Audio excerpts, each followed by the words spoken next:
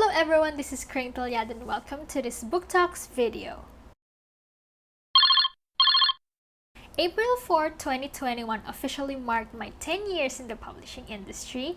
I've been an editor and writer for different books and publications since 2011, and right now I'm part of a Catholic publishing company, and I also got the chance to work for 2 other publishing companies before this. And although there were years that I didn't work for a publishing company, I still did editing and writing work on the side. To celebrate this milestone, I'm officially launching Book Talks. This is a vlog and blog series where I share stories and lessons from my 10-year experience. The blog version of this video is actually already published on my website. That's kringtalladen.com, but I recommend that you watch this video instead because this is shorter. The blog version has 2 parts, but for this one, I'll try to fit everything in one video. And so let me begin this series by sharing with you my poetry journey, and that is a follow-up to the launch of my poetry collection, Parts and Personifications, 40 Poems of Letting Go. So I officially launched this on December 16, 2020, last year. And it's been more than 6 months. And again, I would like to thank everyone who have supported this project since its launch. And since I'm gonna share with you my journey with poetry, I hope that for all you budding poets out there, you will be inspired by this video. And I hope that you will also get some lessons as we go along. So my earliest memory of reading and writing poetry is actually when I was only 6 years old. Around that age, 6 or 7 years old, I was with my pad, paper, and pencil with me. I remember that my first reading materials, aside from the books that we had in school, were books with nursery rhymes, music album inserts from cassette tapes and CDs, and also song hits, as we call that here in Manila. For those who don't know, song hits are actually local newsprint magazines where lyrics and guitar chords of popular songs were published. I'm just not sure if there are still song hits right now. I'm afraid none anymore. But during that time, that was really a thing. During that time, I basically wrote what I read. So from those influences, I wrote poems and song lyrics as I thought I knew them. Usually 4 lines per stanza, and there were rhymes that were usually forced. Even if they didn't make sense, as long as they rhymed. And there were 4 lines per stanza, and usually the themes would be about love. That was my poetry or my song. So I basically grew up with writing becoming a habit, apart of course from what I wrote in school. And I also started keeping a diary. And I remember writing poetry in those diaries as well. For my early formal training in writing, it actually started with campus journalism when I was in grade 5. That continued up until grade 6, until I graduated from grade school. And then, inspired by those experiences, I joined the school paper organization when I was in high school. That was my club for 4 school years. For poetry, high school was very significant because that was the time when I started writing poems as gifts to my friends. So, inspired by my experiences with my friends, I would write them poems, usually handwritten on paper. And those would be for, different occasions like birthdays, and sometimes when it's the end of the school year or end of some activity. Usually I would give poems to those people who were really dear to me during those times. It was also in early high school when I knew about my cousin from the father's side who also writes poetry. So when I met that cousin of mine for the very first time, I said, oh, finally, another poet in the family. Eventually, I found out that she became the editor-in-chief of the literary folio in Ateneo de Manila in the 90s. For the first time in my life, I found a poetry inspiration in my cousin. Her name is Talladen, and I'm just so thankful because we got reunited online recently also, and she has launched a poetry website. I hope you can also visit that after watching this video. She also became an influence when I was thinking about, what course to take in college and what university to go to. So my big goal back then was to enter Ateneo also, and also take communication, the same course she took. Sadly, unfortunately, I didn't pass the entrance exam in Ateneo, and I really thought back then that I was a failure, but more on this later. And in 4th year high school, I was given the position literary editor in Filipino for the school paper organization. And this gave me more exposure to writing and reading in Filipino. Of course, there were also chances to write poetry in our English classes. And those English poems came really, really handy when I entered college. You'll find out why later. And so I mentioned earlier that I didn't make it to Ateneo, but God is really good because I received a full scholarship in the neighboring school, that's Miriam College. And I took the same course still, communication. When I reached junior year or 3rd year college, I had to choose between 2 elective classes. My first choice was something related to our course, and my second choice was poetry class. So, guess what I chose? Yes, I chose the poetry elective class. So I temporarily left my friends from the same course to attend that class in one semester, and looking back, I thank God that I did. And I never regretted it because that was my first ever experience in learning poetry. And our professor was a multi-awarded Filipino poet. His name is Joel M. Toledo. And our class was more of a workshop really than, a typical class. And I remember really enjoying it. I remember one of the poems that I submitted for the class was a poem I wrote in high school. So see, the poems I wrote in high school came really, really handy. When Sir Joel read that poem for the first time in class, he said the words that I will never forget. He said, "This is promising." Alright? And I was like, oh my gosh! But then, right after that, he gave comments and points for improvement. It was somehow a confirmation that poetry could be something worth pursuing for me. And at the end of the semester, 2 of my poems were published in Lanai, our official literary folio. So this was Volume 1, Issue 2 of Lanai, March 2010. So 10 years ago. Hi!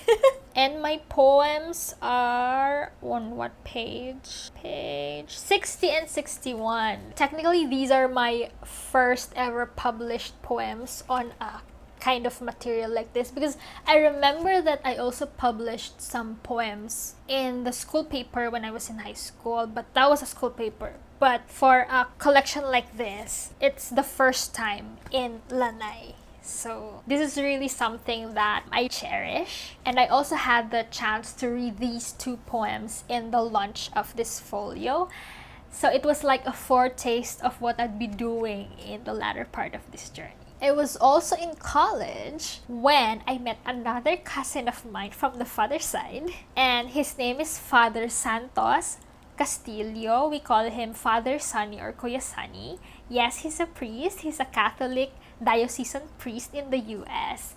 And in 2007, he self-published his poetry collection, The Whistle of Boatman by Santos Castillo. Yes. So receiving a copy of this book was like a trigger for me to dream of my own poetry collection as well. So after that 1 semester poetry class in college, of course, I continued to write poems for myself, for my friends, and to all the boys I've loved before. Finally, in 2011, I graduated from college, and I started working immediately in a textbook publishing company as an editor. And of course, I still wrote poems on the side, and I also created blogs and Facebook pages where I shared my poetry. And I also consumed poetry-related content online. And that was when I followed a writer and poet named Robert Lee Brewer. He's part of the Writer's Digest team. And I remember joining his November Poem a Day challenge many times. I also joined poetry contests, including the prestigious Don Carlos Palanca Awards for Literature here in the Philippines. Sadly, I never won in those contests. But those failures didn't stop me from writing poetry. I just continued writing when I felt sad, when I felt happy, when I wanted to capture a moment, and when the inspiration would just strike. I would scribble lines on my notebooks or type away on my computer or phone. Basically, I just kept writing. And of course, the poetry journey is not always linear. There were times that I couldn't write any poetry, so I would write blogs instead. Ever since I started working in 2011, I've been surrounded by non-fiction books and prose, so very little poetry in my field of work. So after my stint in the textbook publishing company, I shifted industries for a number of years. But eventually in 2015, I decided to go back to the publishing industry and I worked for another publishing company. But I still worked for the textbook section of that company. But that company caters to different kinds of books, not just textbooks. Thankfully, the following year, 2016, I was blessed to be part of the launch of Hay Naku and Other Poems. That's this book right here. There you go. This is by A. Patawaran. He's the lifestyle editor of Manila Bulletin in collaboration with Love Marie Ongpauco Escudero, also known as Heart Evangelista. Yes, the very beautiful celebrity Heart Evangelista. She's the artist that collaborated with A. And from my cousin's poetry collection, right?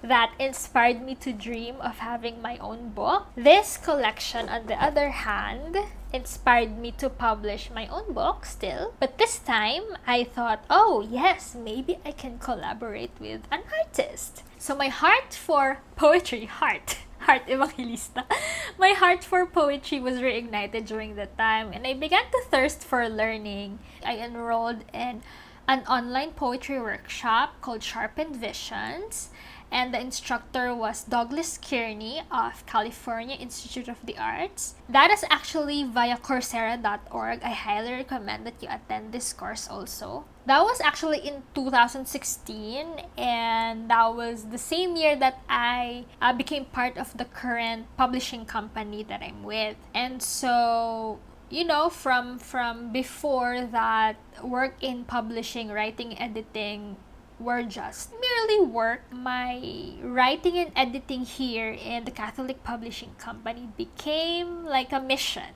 like a ministry. So these career shift and poetry activities became like preparation for God's bigger mission for me, because that same year, also 2016, that was when challenges in relationships started to bombard me. I began having problems in family, and during the time I had a relationship, so I also had problems with my boyfriend that time, and things got complicated between us. And to be honest, that challenged my faith. But again, my work in the publishing ministry helped me to stay grounded in the Lord. In 2017, finally, my boyfriend and I broke up. And looking back, it was really a bad breakup that it triggered a struggling season in my life. That was when poetry writing and reading became a big blessing. So from just a hobby and just an expression of emotions and daily musings, poetry became like a companion during those times that I would feel the effects of the breakup. That was also when I discovered poetry events and also the spoken word poetry scene here in Manila. That was when I started signing up to different events, and then I had the chance to read my poems in public. So like a repetition of what happened in 2010 when Lanai was launched. So during that time in 2017, those events became more frequent. And somehow that kept me busy while I nursed my broken heart. And I really believe that God used my gift for poetry as one of the instruments to heal me from my experience. Surprisingly, one of those poetry events was Happy Mondays. So that event was called Happy Mondays. And it was like destiny because during that event, I got reunited with my poetry professor in college, Sir Joel M. Toledo, because he happened to be one of the organizers of that event. And from meeting him and then going to Happy Mondays and to other events, also meeting more and more writers, poets, I also discovered next the writing workshops organized by universities, and I submitted poems for one of them, and I must say I was on fire. And I had high hopes that my poetry would bring me far despite my life struggles. My friends and fellow writers showed great support for me during the time, and even Sir Joel wrote a recommendation letter for me for the workshop, but in the end, I was not chosen for that workshop. My feeling that time was the same when I didn't pass Ateneo. I thought of myself as a failure, and looking back, I would just laugh at those experiences. But I remember during the time I was really devastated, and I even got angry at God. But really, it's true that when there is rejection, it just means that there is a redirection. So getting up from that angry experience, I tried joining another workshop. Finally, I was chosen, so I became a poetry fellow at the second Amelia La Peña Bonifacio Writers Workshop, and that was organized by University of the Philippines. So this is my certificate during the workshop. So writing fellow, yay, thank you so much. This workshop is another significant part of my poetry journey because this is where the basic idea of my book, Parts and Personifications, was born. One of the panelists challenged me to write a planner/diary type poetry collection catered to young readers. But although that original concept has changed when I already finalized my book, I still credit much of the inspiration from that workshop. And maybe I'll be able to fulfill the original challenge soon, but yeah, let's see. And so from that workshop, I worked on really creating a poetry collection, a manuscript for a poetry collection. And in 2018, I finally finished the first draft of 31 poems. My idea was like a devotional where you read one poem a day for a month. And during that time, I was determined to have it published in 2019. But life twisted a bit because the following year came with a brand new call to expand the collection to 40 poems. So from 31, I decided to expand it to 40 since I experienced another heartbreak during that time. And again, I was triggered and inspired to write more poems. And I somehow saw the connection between these two sets. So I realized that, maybe I can add these new poems to the original set so that, the collection could be a total of 40. And somehow I reunited that number 40 to Jesus Christ because I remember that he spent 40 days and 40 nights in the desert before he finally went on to his public ministry. So there it was like also reuniting my experiences to God, who is really the reason for all these successes and blessings. And remember my dream to collaborate with an artist? That actually happened. I collaborated with my artist friend Danny Hernandez, and I remember we would meet and brainstorm regarding the illustrations for my book. Of course, just like in life, we really can't avoid challenges. So the pandemic happened, and then her drawing tablet even malfunctioned and all that. But yeah, things became better. We waited, it got fixed, and then until the illustrations were done for the collection. So let me give you a sneak peek. So the cover illustrations are by Danny, and also the inside. So there you go. And since my book is a self-published collection, I shouldered everything. So I paid for editing, book design, layout, illustrations. So I paid Danny for the illustrations. And I also realized how expensive the printing cost is. So my original idea was just to release this as an ebook. But again, God worked through that. He gave me significant people who helped me with the printing cost despite the challenges brought about by the pandemic. And finally, on December 16, 2020, I launched this book, also in time for my 31st birthday, and it's the happiest birthday so far. You know, I finally saw the fruit of many challenges and breakthroughs. And you know, I kept saying that this is really my project with God and with my family, because if not for them, you know, this book will not be born. And of course, I'm thankful for all those who supported in different ways. Of course, you know who you are. Thank you so much. I want to express my gratitude to another writer. Her name is Karen Rensenia. So she's an author and writing coach. I remember the time when she helped me get unstuck from finishing my manuscript revision. Finally, she's the one who wrote the foreword for my book. I hope you can see it. There you go. Foreword. The sum of our parts. So as you can see, my poem started with high school paper and then poetry folio. I got inspired by the works of my cousins, and then something that's related to work when I was still in another publishing company before. And then finally, my very own poetry collection.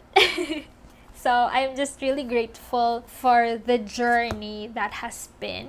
And again, I credit this all to God and to all the people who have helped me, who supported me all the way. So that's basically my poetry journey that has been. So when 2021 came, part of the journey was to start a workshop called Memories in Lines and Stanzas, powered by Scribblery. I'm very thankful for being part of the Scribblery Writers Group, because in January, I attended a memoir writing workshop by its founder, Elaine Marie Factor, who is also my friend, fellow writer, and she's also an author in the Catholic publishing company that I'm part of right now. I'm just thankful that, you know, it's been how many months since I became part of Scribblery, and I'm just honored that I was called to conduct the poetry workshop. Thank you for the first batch and now the second batch